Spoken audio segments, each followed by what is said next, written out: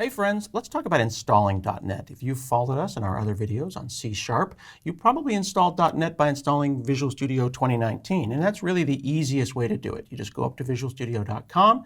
If you have Windows, you can download Visual Studio 2019, and during the installation process, you'll be greeted with a screen like this. As long as you click on ASP.NET or .NET Core, you'll get the components that you need, and .NET gets installed automatically because you're a .NET developer. You get all those things for free, built in. Right. So Visual Studio Community is the free one for hobbyists and developers and students, all of that.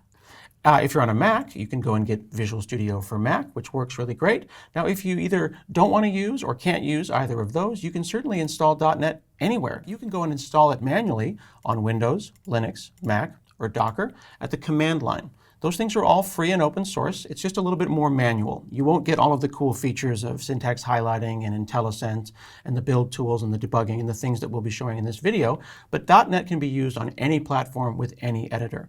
In fact, on my machine, you can see me running .NET at the command line here on Windows. I'm using the .NET command, or on Ubuntu. Here I am on a Linux machine running .NET as well. All these things are available on really any platform.